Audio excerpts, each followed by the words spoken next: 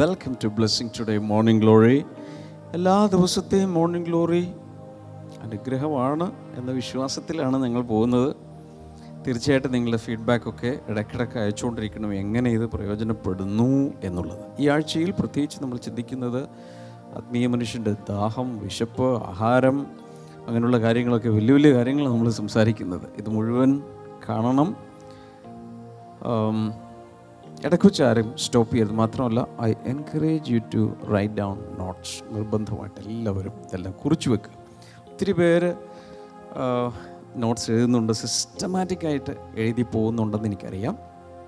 ബാക്കിയുള്ളവർ കൂടെ ആ ശീലത്തിലേക്ക് വരിക. സ്പോൺസേഴ്സിൻ്റെ പേരുകൾ പറയാമോ? ഇന്നത്തെ നമ്മുടെ ആദ്യത്തെ സ്പോൺസർ എന്ന് പറയുന്നത് ഷൊർണൂർ ബ്ലെസ്സിങ് സെൻ്ററിൽ നിന്ന് സുബിൻ ആൻഡ് ഫെബി. അവരുടെ ഇന്ന് സ്പോൺസർ ചെയ്യാനൊരു കാര്യമുണ്ട്. ഇന്ന് അവരുടെ മകൾ കാരിസ ജുവാന സുബിൻ്റെ ഫസ്റ്റ് ബർത്ത്ഡേ ആണ്. പേരൊന്നുകൂടി പറഞ്ഞു. Karissa Juana Subin. Happy birthday Karissa. കർത്താവ് ഒത്തിരി അനുഗ്രഹിക്കട്ടെ. കർത്താവെ, ആ കുഞ്ഞ് ദൈവകൃപയിൽ വളരുവാൻ, ദൈവഹിതം കർത്താവെ ആ മകളുടെ മേലുണ്ടാകുവാൻ പ്രാർത്ഥിക്കുന്നു. പുതുതായി തുടങ്ങാൻ പോകുന്ന ബിസിനസ് അനുഗ്രഹിക്കപ്പെടുവാൻ, അതിലൂടെ വരുമാന മാർഗം തുറക്കപ്പെടുവാൻ, കുടുംബാംഗങ്ങളും സുഹൃത്തുക്കളും രക്ഷിക്കപ്പെട്ട് ദൈവകൃപയിലാകുവാൻ ഞങ്ങളിപ്പോൾ പ്രാർത്ഥിക്കുന്നു കർത്താവെ. അടുത്ത നമ്മുടെ സ്പോൺസർ മാനന്തവാടിയിൽ നിന്ന് അജിമോൻ ആൻഡ് ഫാമിലിയാണ്. കർത്താവെ, ഞങ്ങൾ അജിമോന് മകൻ കൃഷ്ണാനന്ദന് വേണ്ടി പ്രാർത്ഥിക്കുന്നു. വിശ്വാസത്തിലേക്ക് അവർ തിരികെ വരട്ടെ കർത്താവെ. ഭാര്യ ആശയ്ക്ക് വേണ്ടി, മകൾ ദേവപ്രിയയ്ക്ക് വേണ്ടി പ്രാർത്ഥിക്കുന്നു. കുടുംബാംഗങ്ങൾ ആത്മീയമായി കൂടുതലായി വളരുവാൻ കൃപ പകരണമേ എന്ന് പ്രാർത്ഥിക്കുന്നു കർത്താവെ. അടുത്തത് കുംബ്ലങ്കിയിൽ നിന്ന് ജോബ് യേശുദാസ് ആണ്. അടുത്ത നമ്മുടെ സാക്ഷ്യം കേട്ടു. ശരിയാ. യെസ്, അദ്ദേഹമാണ് ഇന്ന് സ്പോൺസർ ചെയ്തിരിക്കുന്നത്. കഴിഞ്ഞ മുന്നത്തെ സൺഡേ സർവീസ് കേസ് തീർന്നതിൻ്റെയും ഇതുവരെ ദൈവം നൽകിയ നന്മകൾക്കുമുള്ള നന്ദി സൂചകമായിട്ടാണല്ലോ കർത്താവെ ഈ ഒരു എപ്പിസോഡ് സമർപ്പിച്ചിരിക്കുന്നത്. കർത്താവെ, ഞങ്ങൾ ആ മകനെ തുടർന്നും അനുഗ്രഹിക്കുന്നു. എഡ്യൂക്കേഷൻ ഇൻസ്റ്റിറ്റ്യൂഷൻ കർത്താവെ അനുഗ്രഹപ്രദമായിട്ട് മുന്നോട്ട് പോകുവാൻ കൃപ പകരണമേ എന്നുകൂടി ഞങ്ങൾ പ്രാർത്ഥിക്കുന്നു. അടുത്ത നമ്മുടെ സ്പോൺസർ എന്ന് പറയുന്നത് തിരുവനന്തപുരത്ത് നിന്ന് ഡിനിൽ ആൻഡ് ഫാമിലിയാണ്. അടുത്ത സ്പോൺസർ ഇന്ന് അവരുടെ 9ാമത്തെ വിവാഹ വാർഷികമാണ്. Happy anniversary Dinil and Sijo. കർത്താവ് ഒത്തിരി അനുഗ്രഹിക്കട്ടെ. നമുക്ക് ഇഷ്ടമുള്ള 2 പേരാണ്. അതെ, കൊച്ചിയിൽ നിന്നാണ് അവർ തിരുവനന്തപുരത്ത് എത്തിയിരിക്കുന്നത്. നമുക്ക് ഒരുമിച്ച് പ്രാർത്ഥിക്കാം. ഇതുവരെ ദൈവം നൽകിയ എല്ലാ നന്മകൾക്കും അനുഗ്രഹങ്ങൾക്കും കർത്താവെ ഞങ്ങൾ അങ്ങയുടെ നാമത്തെ ഉയർത്തുന്നു കർത്താവെ. ഇനിയുള്ള നാളുകളിലും കുടുംബം ആത്മീകവും ഭൗതികവുമായ ദൈവികമായ നന്മകളാൽ നടത്തപ്പെടുവാൻ ഞങ്ങൾ ഒരുമിച്ച് ചേർന്ന് പ്രാർത്ഥിക്കുന്നപ്പ കർത്താവെ, അങ്ങ് അതുപോലെ ചെയ്തതിനായി നന്ദി പറയുന്നു. യേശുവിൻ്റെ നാമത്തിൽ തന്നെ ആമേൻ. Thank you so much all sponsors.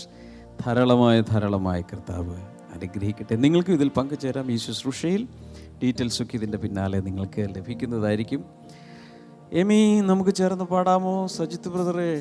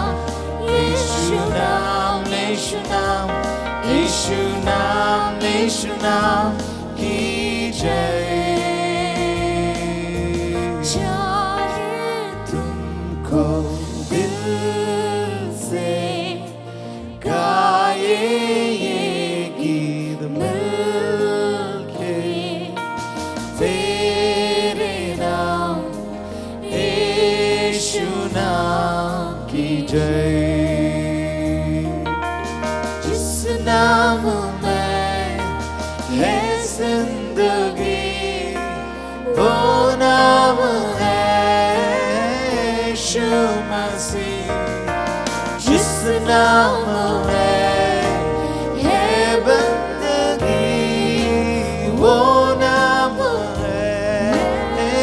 यीशु मसीह, यीशु नाम, यीशु नाम, यीशु नाम, यीशु नाम, यीशु नाम, यीशु नाम की जय। यीशु नाम, यीशु नाम, यीशु नाम, यीशु नाम, यीशु नाम, यीशु नाम की जय। Amen. Hallelujah. നമുക്കൊരു വചനം വായിച്ചാലോ? Yes. 2 Timothy chapter 2 verse number 15. 2 Timotheos 2:15 Be diligent to present yourself approved to God, a worker who does not need to be ashamed, rightly dividing the word of truth. സത്യവചനത്തെ യഥാർത്ഥമായി പ്രസംഗിച്ചുകൊണ്ട് ലജ്ജിപ്പാൻ സംഗതിയില്ലാത്ത വേലക്കാരനായി ദൈവത്തിന് കൊള്ളാകുന്നവനായി നിൽക്കാൻ ശ്രമിക്കാം. അവിടെ പറയുന്ന ഒരു ഭാഗം rightly dividing the word of truth, സത്യവചനത്തെ യഥാർത്ഥമായി പ്രസംഗിച്ചുകൊണ്ടെന്നാണ് ഇവിടെ എഴുതിയിരിക്കുന്നത്. യഥാർത്ഥമായി വന്നിട്ടില്ല. ശരിക്കും പറയേണ്ട rightly dividing the word of truth, സത്യവചനത്തെ ശരിയാം വിധം വിഭജിച്ചുകൊണ്ട്. പറഞ്ഞേ, വിഭജിച്ചുകൊണ്ട്. അപ്പോൾ നമ്മൾ ഇതുവരെ പറഞ്ഞുകൊണ്ടിരിക്കുന്നത് ദൈവവചനമാണ് നമ്മുടെ മുഖ്യാഹാരം. ആത്മാവിൻ്റെ പ്രിൻസിപ്പൽ ഫുഡ് എന്ന് പറയുന്നത് ദൈവത്തിൻ്റെ വചനമാണ്. ആ ദൈവവചനത്തെ ഇവിടെ പറയുന്നത് റൈറ്റ്ലി ഡിവൈഡ്, ശരിയായ രീതിയിൽ അതിനെ വിഭജിക്കണം എന്ന് വെച്ചാൽ ബൈബിളിലെ മൊത്തം ചാപ്റ്ററുകളായിട്ടും വാക്യങ്ങളായിട്ടൊക്കെ തിരിക്കണമെന്നല്ല എൻ്റെ ഉദ്ദേശം. അതിൽ പല അർത്ഥങ്ങൾ അതിനകത്തുണ്ട്. ഞാനൊരു ചോദ്യം നിങ്ങളോടായിട്ട് ചോദിക്കുക. വലിയൊരു ആപ്പിൾ നിങ്ങളുടെ കയ്യിൽ കിട്ടിയാൽ എങ്ങനെയായിരിക്കും അത് കഴിക്കാൻ പോകുന്നത്? പറ. ക്ഷമ സിസ്റ്റർ ഒന്ന് പറഞ്ഞു കൊടുത്തത്. എങ്ങനെയായിരിക്കും വലിയൊരു ആപ്പിൾ കയ്യിൽ കിട്ടിയാൽ എങ്ങനെയാണ് നമ്മളത് കഴിക്കുക? അത് കത്തി കൊണ്ട് മുറിച്ച് ചെറുതാക്കി അങ്ങനെയല്ലേ നമ്മൾ കഴിക്കുക? വാ കൊണ്ട് കടിച്ച് തിന്നാം. അപ്പോഴും എന്താ സംഭവിക്കുന്നത്? അതിനെ പീസുകളാക്കിയാണ്. ബീഫ് ഇഷ്ടമുള്ള ഒത്തിരി പേരുണ്ട് എന്ന് പറഞ്ഞുകൊണ്ട് നമ്മൾ ആ നാൽക്കാലിനെ പിടിച്ചിട്ട് അങ്ങനെ തന്നെ കടിക്കുവാണോ ചെയ്യുന്നത്? ഇല്ല, നുറുക്കി അല്ലേ, വേവിച്ച്. ചിലത് മിൻസ് ചെയ്യും, ചിലത് വലിയ ചോപ്സാക്കി മാറ്റിയിട്ട് നമ്മൾ പൊരിക്കുമോ എന്താണെന്ന് വെച്ചാൽ ചെയ്യും. എന്തായാലും മുറിക്കും അവിടെ. ഞാൻ ഇന്നൊരു സാധനം കൊണ്ടുവന്ന് ഇന്ന് ഡെമോ ചെയ്യണമെന്നൊക്കെ ആഗ്രഹിച്ചാൽ പക്ഷെ നടന്നില്ല. ഒരു ആപ്പിളോ സാധനങ്ങളൊക്കെ കൊണ്ടുവന്ന് ഇവിടെ വെച്ച് തന്നെ മുറിച്ചു. പക്ഷേ നിങ്ങളുടെ വായിൽ പിന്നെ വെള്ളം ഊറും, രാവിലെ അത് പ്രശ്നമാവുമല്ലോ എന്ന് വെച്ചിട്ട് ഞാൻ ഒഴിവാക്കുകയാണ്. ഒരു വലിയൊരു ബ്രെഡ് കയ്യിൽ കിട്ടി, നമ്മളെന്താ ചെയ്യുന്നത്? മുറിച്ച് ഒരു പാത്രം ചോറ് മുമ്പിലെടുത്ത് വെച്ചു. അത് അങ്ങനെ തന്നെ കൊട്ടിയിടുകയാണോ ചെയ്യുന്നത്?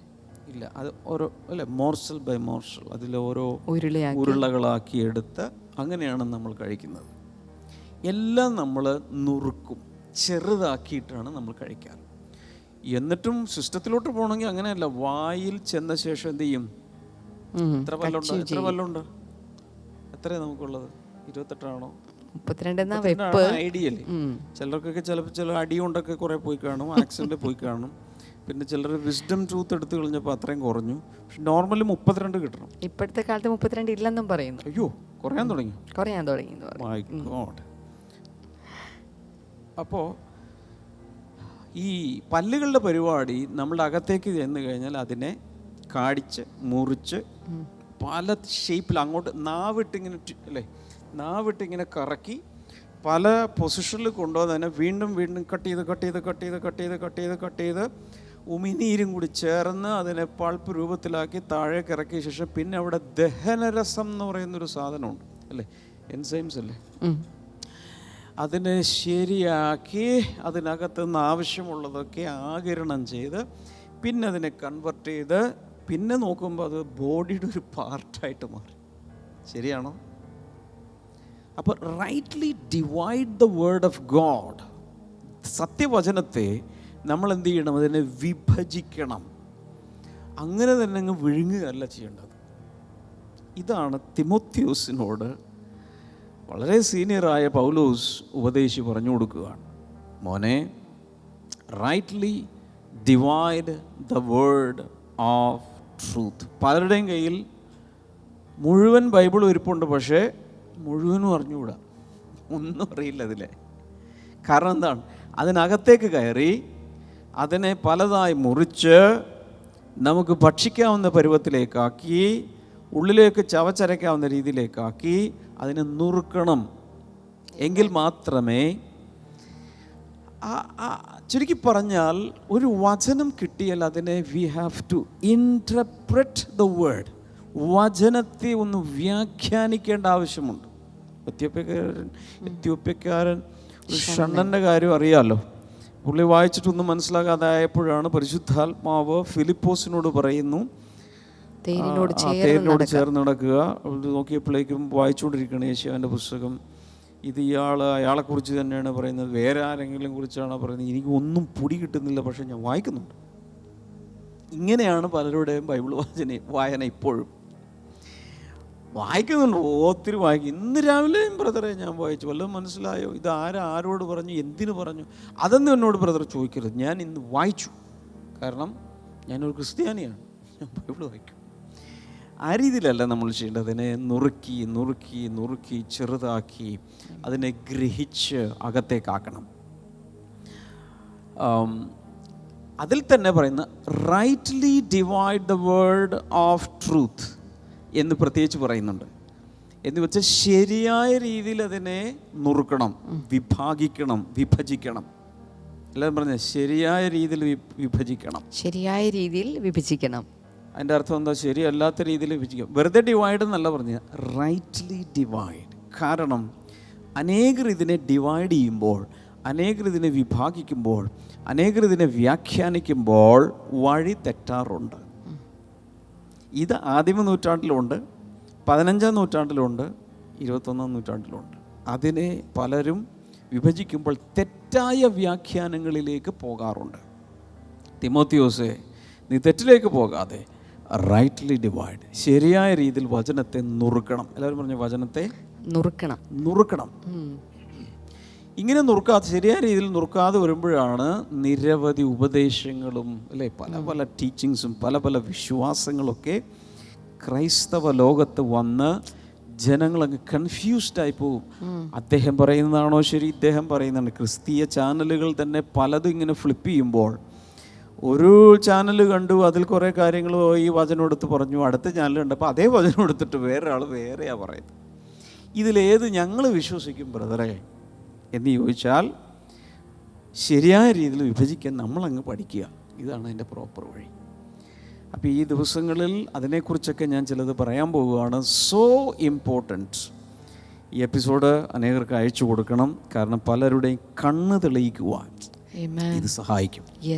അപ്പോൾ എന്താണ് ഇതിൻ്റെ അർത്ഥം എന്ന് നമുക്കൊന്നുകൂടെ ഒന്ന് നോക്കാം.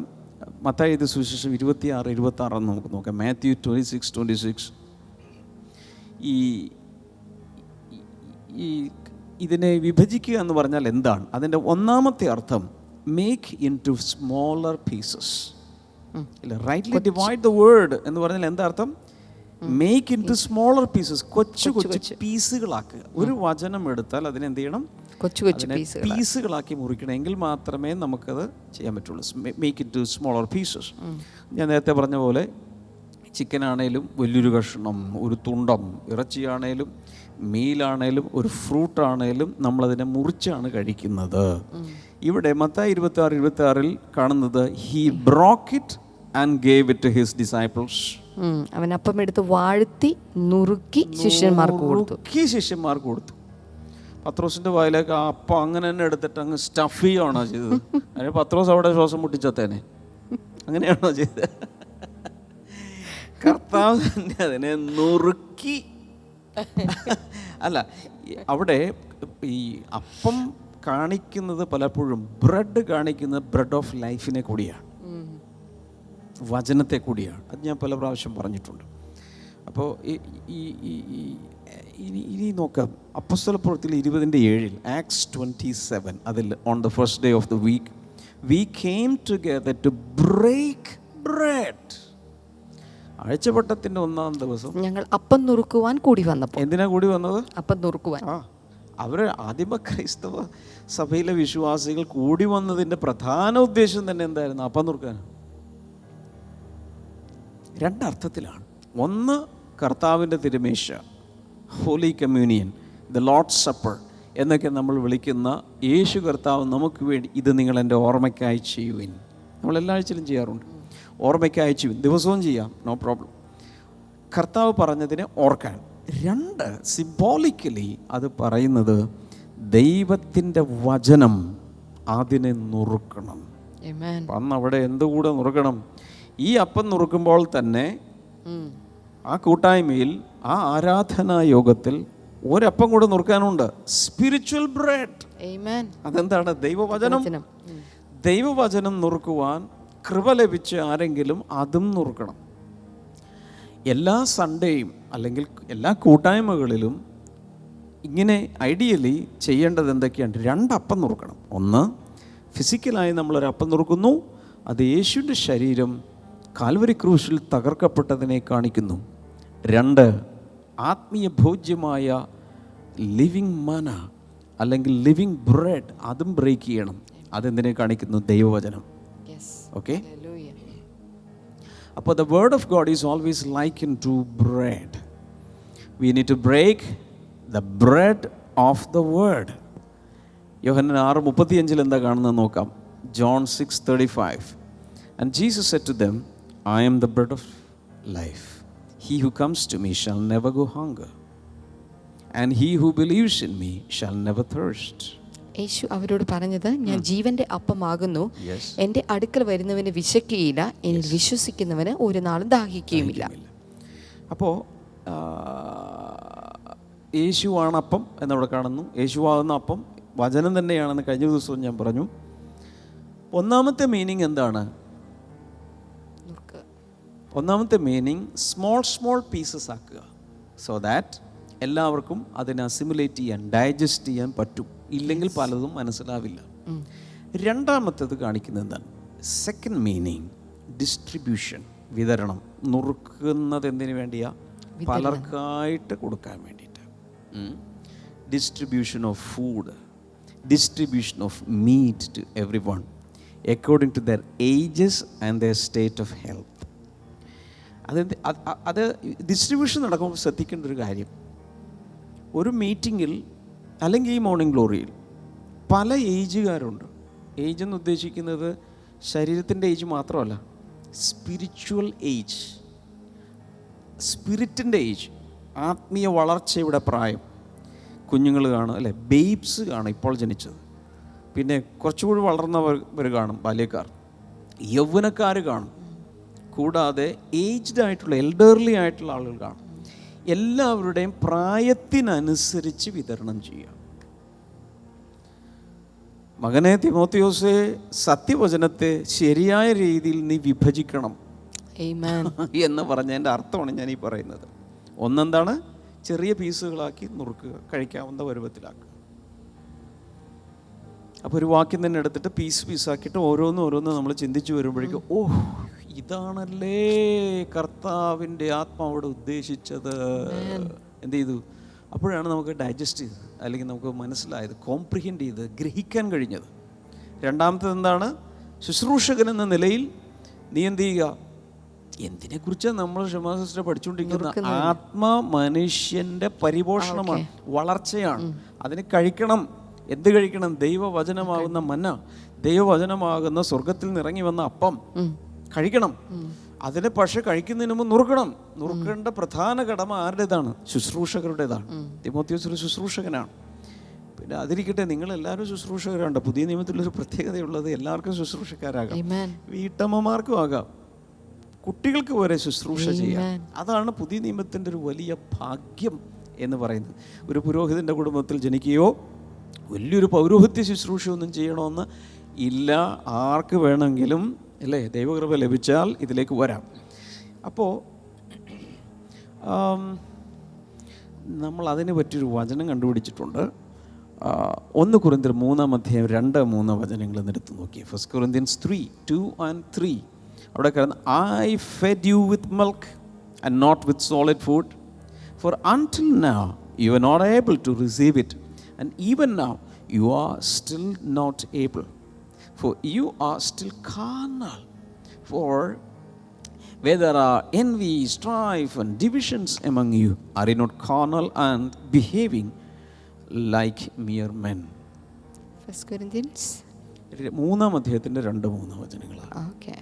ഭക്ഷണമല്ല പാലത്രേ ഞാൻ നിങ്ങൾക്ക് തന്നത്, ഭക്ഷിപ്പാൻ നിങ്ങൾക്ക് കഴിവില്ലായിരുന്നു, ഇപ്പോഴും കഴിവായിട്ടില്ല. ഇന്നും നിങ്ങൾ ജഡീകന്മാരല്ലോ. നിങ്ങളുടെ ഇടയിൽ ഈർഷ്യവും പിണക്കവും ഇരിക്കെ നിങ്ങൾ ജഡീകന്മാരും ശേഷം മനുഷ്യരെ പോലെ നടക്കുന്നവരുമല്ലയോ? അപ്പോൾ അവിടെ പ്രത്യേകിച്ച് പറയുന്നു, ഞാൻ അവിടെ സോളിഡ് ഫുഡ് തരാനാണ് വന്നത് എന്ന് വെച്ചാൽ, ഞാൻ നിങ്ങളുടെ സഭയിലേക്ക്, കൊറിന്ത്യ സഭയിലേക്ക് വന്നപ്പോൾ എൻ്റെ ആഗ്രഹം മുഴുവൻ പറയട്ടെ, നല്ല മട്ടൻ ബിരിയാണിയോ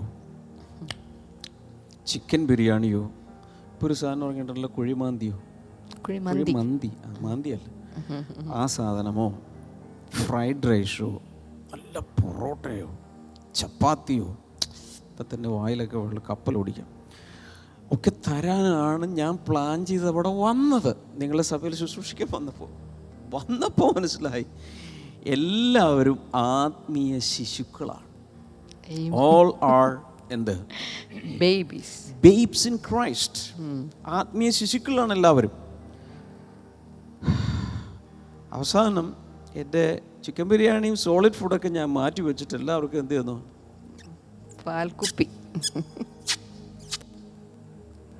എല്ലാവർക്കും ഞാൻ മിൽക്ക് ബോട്ടിൽ തന്നു, നിപ്പിൾ വെച്ച് ഓരോരുത്തരുടെ ഉള്ളിലേക്ക് എല്ലാവർക്കും പാല് കുടിക്കാൻ തന്നിട്ട് ഞാൻ തിരിച്ചു പോരേണ്ടി വന്നു. എന്ത് മനസ്സിലായി? ആത്മാവിൻ്റെ വളർച്ച വെച്ച് നോക്കുമ്പോൾ പലരുടെയും ഉള്ളിലെ ആത്മാവ് പല പരുവത്തിലായിരിക്കുന്നത്, പല പ്രായത്തിലാണ് ഇരിക്കുന്നത്, വളർച്ചയിൽ. ഇപ്പം ഇവിടെ സ്പിരിച്വൽ ബേബ്സ് ഇൻ ക്രൈസ്റ്റ് എന്ന രീതിയിൽ ഞാൻ നിങ്ങൾക്ക് പാല് തന്നു. ആൻഡ് നോട്ട് വിത്ത് മീറ്റ്, മാംസാഹാരമല്ല ഞാൻ തന്നത്, കാരണം അതൊന്നും ഗ്രഹിക്കുവാനുള്ള കഴിവ് നിങ്ങൾക്കില്ല. ഒരു വചനഭാഗം കൂടെ നോക്കണം. Hebrews chapter 5:12-14. എബ്രായ ലേഖനം 5:12 മുതൽ 14 വരെ ഒന്ന് നോക്കാം. For though by this time you ought to be teachers. You need someone to teach you again the first principles of the oracles of God, and you have come to need milk and not solid food. For everyone who partakes only of milk is unskilled in the word of righteousness, for he is a babe. But solid food belongs to those who are full of age, that is, those who by reason of use have their senses exercised to discern both good and evil. കാലം നോക്കിയാൽ ഇപ്പോൾ ഉപദേഷ്ടാക്കന്മാർ ആയിരിക്കേണ്ടുന്ന നിങ്ങൾക്ക് ദൈവത്തിൻ്റെ അരുളപ്പാടുകളുടെ ആദ്യ പാഠങ്ങളെ തന്നെ വീണ്ടും ഉപദേശിച്ചു തരുവാൻ ആവശ്യമായിരിക്കുന്നു. കട്ടിയായുള്ള ആഹാരമല്ല പാലത്രേ നിങ്ങൾക്ക് ആവശ്യമെന്ന് വന്നിരിക്കുന്നു. പാൽ കുടിക്കുന്നവൻ എല്ലാം നീതിയുടെ വചനത്തിൽ പരിചയമില്ലാത്തവനത്രേ, അവൻ ശിശുവല്ലോ. കട്ടിയായുള്ള ആഹാരം നന്മ തിന്മകളെ തിരിച്ചറിയുവാൻ തഴക്കത്തിൽ അഭ്യസിച്ച ഇന്ദ്രിയങ്ങളുള്ളവരായി പ്രായം തികഞ്ഞവർക്കേ പറ്റുകയുള്ളൂ. അവിടെയും പ്രത്യേകിച്ച് കണ്ടോ, ഞാൻ കാലം നോക്കിയ നിങ്ങൾ വിശ്വാസത്തിൽ വന്ന ആ ഇത്രയും വർഷങ്ങൾ വെച്ച് നോക്കുമ്പോൾ നിങ്ങൾ ഈ സമയത്ത് ടീച്ചേഴ്സ് ആകണ്ട, മറ്റുള്ളവരെ വചനം പഠിപ്പിക്കേണ്ട പരുവത്തിൽ വളരേണ്ട സമയമായി. പക്ഷേ ഇപ്പോഴും നിങ്ങൾക്ക് ആദ്യ പാഠങ്ങൾ തന്നെ എന്ന് പറഞ്ഞ് ഇപ്പോഴും LKG ആണ്. ഇപ്പോഴും നിങ്ങൾ LKGയിൽ ഇരിക്കുക, മനസ്സിലാവുന്നുണ്ടോ? പക്ഷെ ഒരു ഗുണമുണ്ട്, LKGയിലാണേലും എല്ലാ വർഷവും 100 മാർക്കാണ്. 10 വർഷം LKGയിൽ ഇരുന്നുകൊണ്ട് 100 മാർക്ക് മേടിച്ചിട്ട് എന്താ കാര്യം? LKGയിൽ ഒരു വർഷം ഇരുന്ന് 100 മാർക്ക് മേടിച്ചാൽ പോരെ, അടുത്ത വർഷം UKGയിൽ കയറണ്ടേ, പിറ്റേ വർഷം 1ാം ക്ലാസ്സിലേക്കെങ്കിലും കയറണ്ടേ, അടുത്തടുത്ത പടികളിലേക്ക് കയറേണ്ട സമയമായില്ലേ? ചോദ്യം ഇതാണ്. ഇനി അടുത്തത്, പാലിപ്പോഴും കുടിച്ചുകൊണ്ടിരിക്കുന്ന ആളുകളെ സംബന്ധിച്ചോളം they are in the word of righteousness, they are unskilled in the word of righteousness. എങ്ങനെയാണത് മലയാളത്തിൽ പറഞ്ഞിരിക്കുന്നത്? അവർ നീതിയുടെ വചനത്തിൽ ആ ഭാഗം ഒന്ന് വായിച്ചു. അതെ, അവർ നീതിയുടെ വചനത്തിൽ പരിചയമില്ലാത്തവനത്ര. പരിചയമില്ല, അല്ലെങ്കിൽ നൈപുണ്യമില്ല, അവർ സ്കിൽഡ് അല്ല, വൈദഗ്ധ്യം പ്രാപിച്ചിട്ടില്ല. ഫോർ ഹീസ് എ ബേബ്, ഇപ്പോഴും അവൻ ശിശുവല്ലോ. ശിശുവാണ്.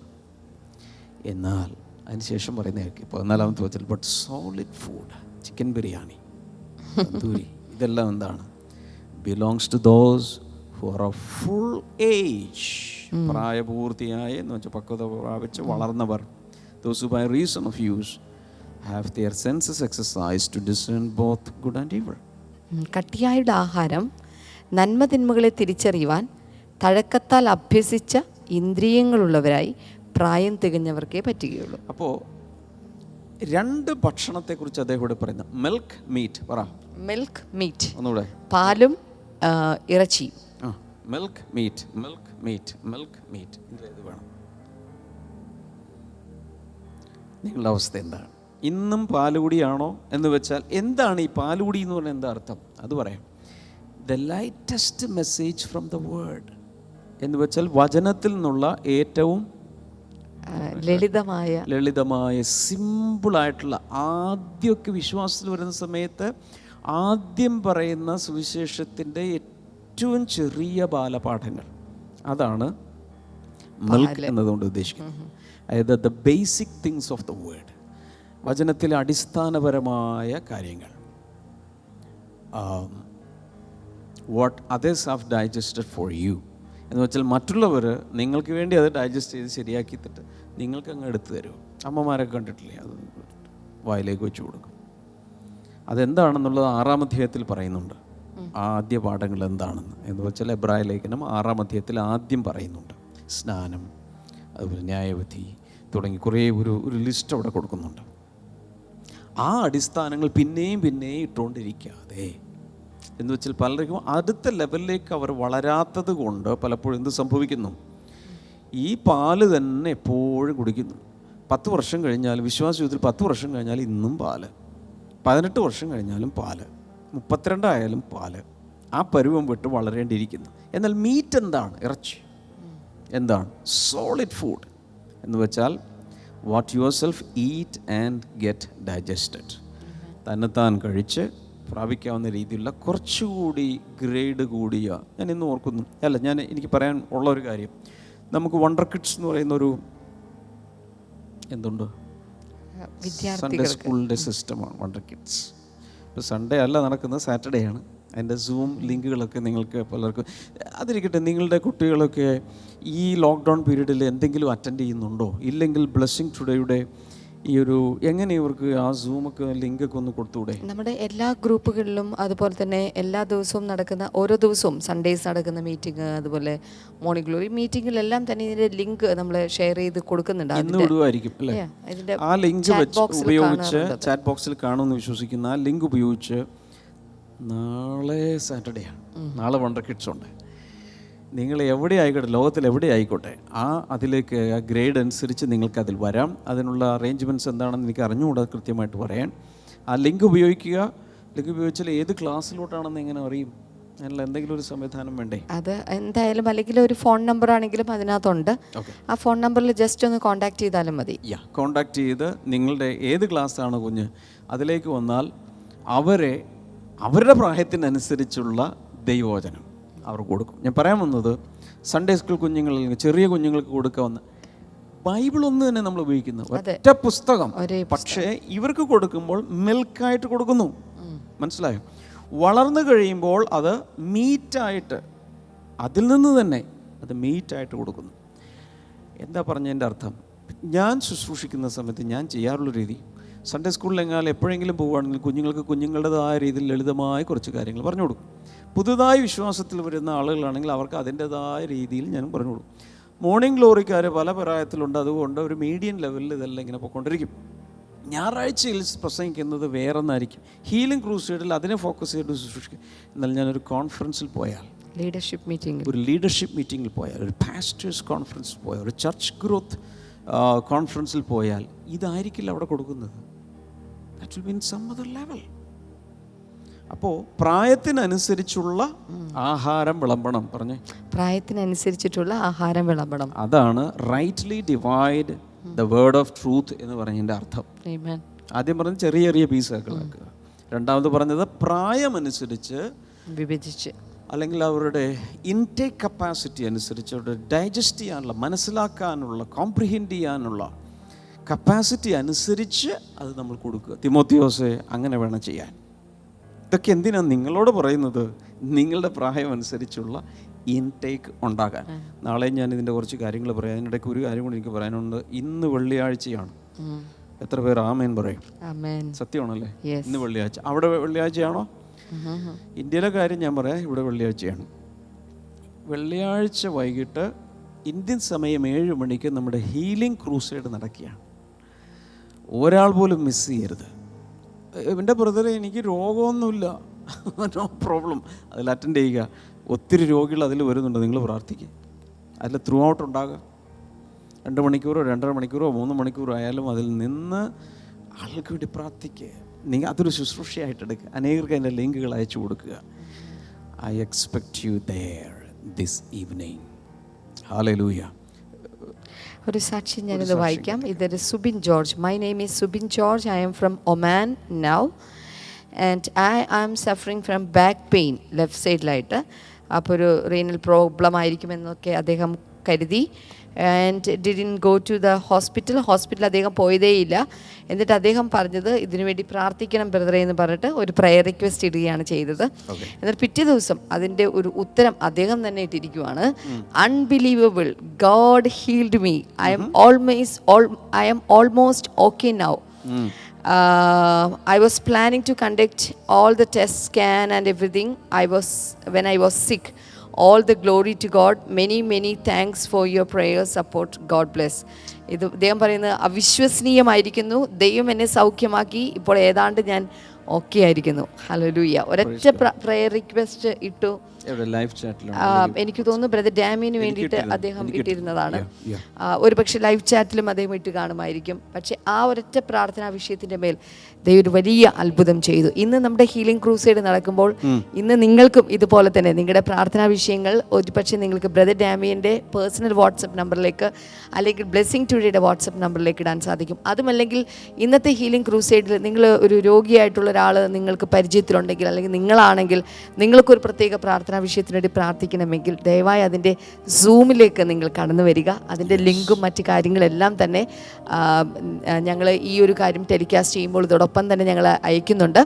ആ ലിങ്ക് എടുത്തിട്ട് നിങ്ങൾ ദയവായി സൂമിൽ കടന്നു വരണം. നിങ്ങൾക്ക് യൂട്യൂബിൽ ഇത് കാണാൻ സാധിക്കും, ഫേസ്ബുക്കിൽ കാണാൻ സാധിക്കും. പക്ഷേ സൂമിൽ വരികയാണെങ്കിൽ ദൈവാത്മാവ് നിങ്ങളെക്കുറിച്ച് പ്രാർത്ഥിക്കാൻ വേണ്ടി പ്രത്യേക പ്രേരണ ബ്രദർ ഡാമിന് നൽകുന്നുണ്ടെങ്കിൽ നിങ്ങൾക്ക് വേണ്ടി പ്രത്യേകിച്ച് കൈകൾ വെച്ച് അദ്ദേഹത്തിന് പ്രാർത്ഥിക്കാനായിട്ട് സാധിക്കുന്നതും കൂടിയാണ്. വണ്ടർഫുൾ. രോഗികളായിട്ടുള്ള മറ്റുള്ളവരെയും ഗൈഡ് ചെയ്യുക. കർത്താവാണ് സൗഖ്യമാക്കുന്നത്. നമുക്ക് പ്രാർത്ഥിക്കാം. കർത്താവെ, ഇതിലേക്കൊന്ന് കൈനീട്ടാമോ? ഇത് കാണുന്ന ഓരോരുത്തർക്കുമായി പ്രാർത്ഥിക്കുന്നു. രോഗികളെ അങ്ങ് സൗഖ്യമാക്കണമേ. വിവിധ ആവശ്യങ്ങളിരിക്കുന്നവർക്ക് അങ്ങ് വലിയ വിടുതലും അനുഗ്രഹവും നൽകണമേ എന്ന് ഞാൻ അങ്ങയോട് പ്രാർത്ഥിക്കുകയാണ്. മാത്രമല്ല, ദൈവവചനം ഗ്രഹിക്കുവാനുള്ള പരുവത്തിലേക്ക് വളരുവാൻ എല്ലാവരെയും സഹായിക്കുമാറാകണമേ. Thank you Jesus. പ്രാർത്ഥന കേട്ടതിനായി നന്ദി. യേശുവിൻ്റെ നാമത്തിൽ ആമേൻ. ഇതിൻ്റെ ലിങ്കുകൾ ദയവായി ഒത്തിരി പേർക്ക് ഈ എപ്പിസോഡ് അയച്ചു കൊടുക്കുക. നമുക്ക് ഏവർക്കും ചേർന്ന് പാടി ദൈവത്തെ സ്തുതിക്കാം. യേശുനാം യേശുനാം യേശുനാം യേശുനാം യേശുനാം യേശുനാം की जय. യേശുനാം യേശുനാം യേശുനാം യേശുനാം യേശുനാം യേശുനാം की जय. യേശുനാം യേശുനാം യേശുനാം യേശുനാം യേശുനാം യേശുനാം की जय.